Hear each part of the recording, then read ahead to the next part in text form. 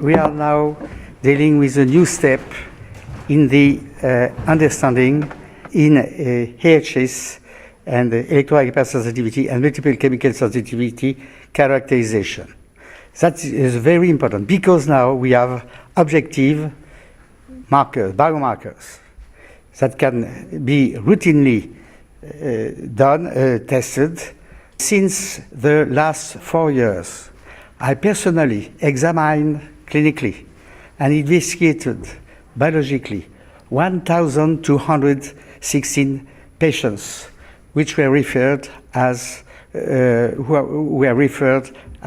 so-called electrohypersensitivity. On this, about 10% were not associated with electrohypersensitivity based on a clinical examination and biological investigation. However, 90% of the people were truly electrohypersensitive patients. Why? Because we had 3 clinical criteria that I will report, and because we had biological abnormalities in the blood and in the urine of these patients. These are really a very important step now. We have sufficient knowledge to say that there are real health problems dealing with electrohypersensitivity and multiple chemical sensitivity, so that we have to make some scientific pressure toward WHO and other international institutions for recognizing this type of disorders. So, what do you think about the present situation? This conference is very important, not just in the European countries, but internationally, because people with electrosensitivity and multiple chemical sensitivity, those populations continue to grow. People continue to become sick, particularly children now we worry about, who will go to school for perhaps 12 years in environments we have created that are artificial, that are very harmful to their health, their learning, their behavior, and ultimately their reproduction, and the passage of our essence, the human genome, down the line to their children. In the past, I think all of us as scientists have concentrated on gathering the evidence to say to our decision makers, there is so much evidence now, we shouldn't be ignoring it, because if we ignore it, it will become a larger and larger public health problem. And this is now a global problem. The BioInitiative report, first in 2007 and then updated 5 years later in 2012, continues to gather the scientific and public health evidence for these effects, and they're really now inarguable. So what is our choice? What is the next thing that we need to do? The next step is to take the science and to say, we agree it is more than sufficient to change public health standards around the world. We need biologically based public health standards, and we need them now. Not yet. We needed them yesterday, but we'll settle for today. And we need to communicate better with decision makers now to say, you can't really afford to wait any longer. Economically, in terms of education, in terms of health, this is too costly because it's a global problem. So what I hope from this conference is that people will now approach the World Health Organization and get the proper categorization of EHS and MCS as medical syndromes or diseases that need to be recognized so we can move on with treatment, we can move on with education. And it's also my hope that the United Nations will accept our resolutions and our declarations, because we are really talking about human health rights, the right to health, the right to natural environmental cues that regulate our bodies, the right to sleep, the right to heal, the right to reproduce, are all issues that are negatively affected by environmental levels that we have today from wireless technologies. So my hope is that this group of scientists and public health experts will move forward hand in hand with good communicators and advocacy groups to talk with decision makers and to move very, very rapidly for improvements in public health standards. Well, I agree with everything that Cindy just said. And I think I'd like to expand a little bit on what I see as one of the critical issues, and that is the use of Wi-Fi classrooms in schools. When you have a router and a classroom with 10 or 20 children on wireless laptops, you have a situation where there is an enormous level of radio frequency radiation in that room. Now, we know from the studies of people that have become electrosensitive that often there is an initiating exposure, a high level of exposure, that triggers the development of the ElectroHyperSensitivity syndrome. And it appears that in almost all circumstances, once a person becomes electrosensitive, that continues for life. They may not be ill if they're not around the electromagnetic fields, but when they become close to the electromagnetic fields, they become ill. And the illness is reflected as headaches, fatigue, mental dullness, irritability, and a general reduction of ability to function. So not only are children more vulnerable to every environmental exposure, but if we allow our children in schools where they're supposed to be learning to be exposed to an agent that reduces their ability to pay attention and to learn and promotes illness, this is a tragedy, it's foolish, and we should act right there to reduce exposure. Exposure comes from other sources as well, but that is perhaps the most obvious step that we could take immediately. When a wired computer classroom will not result in exposure, will have the same access to the internet that every child needs. But to rush ahead and make everything wireless without contemplating the long-term health effects is unwise. I just remember in the early 1980s when I was at the very first meeting regarding electrohypersensitivity, and that was in Sweden. It was underground in an ice-cold bicycle shed. We were freezing, I'd really tell you, and there were a few people around, and we felt very, very lonely, and we kept on feeling quite lonely for a number of years. The interest wasn't that great, but today I'm invited here at the Royal Academy of Medicine in Brussels, which is an enormous honor, and that tells you a lot, it speaks a lot. And since I'm from the Karolinska Institute, if I could, I would give all these guys here a collective Nobel Prize, because they have done wonders, I must say, you know, and they are working for mankind, and that is the first sentence in Alfred Nobel's testimony.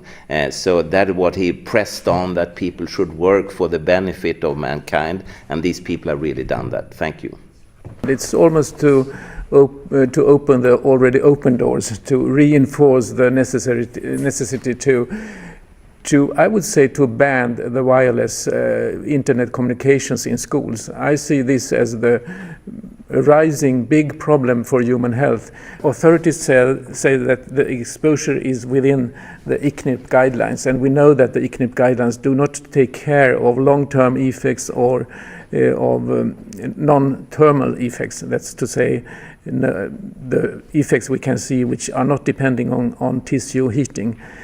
I think we need quite a lot of education of the society. What is this about? We need to educate the medical profession, because doctors and other working in the medical profession are mostly unaware of these health problems and think that the exposure is not a problem. I would also say that, which has been clearly shown this morning, that electrohypersensitivity is there as a medical diagnosis. We have to go further and establish the criteria for this disease or this syndrome, so that it's given a WHO International Classification of Disease code. And when we establish an ICD code for electrohypersensitivity, then the door will at least open a little in the medical profession to acknowledge this disease and from that go on for treatment. But we need to have more information about the diagnosis of this criteria, which is not that easy as we have heard, and also to have advise how to treat these patients. We will hear this afternoon about Professor Belpomme's medical or biological markers for the disease, which is a large step forward to try to establish diagnostic criteria. I see the situation less promising than my colleagues, because there is actually in the bioelectromagnetics community the decision that electrohypersensitivity doesn't exist. So we, at this conference, are opposing this trend in the bioelectromagnetics community to dismiss this diagnostic category. So we are of the opinion that electrohypersensitivity really exists and that it has to be considered and treated and prevented. And this is the point that many of you already raised, that the prevention of overexposure, which would be an important step in the prevention of these diseases. Can I ask you, in the mainstream media, your group is perceived as a small, marginal, radical group versus the overwhelming consensus among so-called experts. I haven't made a poll, you know. I didn't count the people that are of this or that opinion. But in the bioelectromagnetics community, I think that there are a lot of opponents to the main view that only thermal effects are of relevance. So I think that there is a growing community of opponents that might be not in the majority, but are not a small group either. Yes, also this I cannot tell, but among the independent scientists that are not funded by government or by industry, there might be a majority that are of the similar opinion than we are. I think one point about the bioelectromagnetics community is that that's dominated by engineers and physicists, not by health professionals. And the engineering community is really the community that developed the thermal standard to start with. So they're not the people that have expertise appropriate for identifying human health effects. No, you touch upon an extremely important issue, namely the independence of scientists. And at the Karolinska Institute, frequently colleagues come up to me and say, well, Olle, you are really the very last independent scientist here, which kind of is flattering, but to me it's really scary. Mm-hmm. And it has to be pointed out that, of course, all of us wants to be wrong.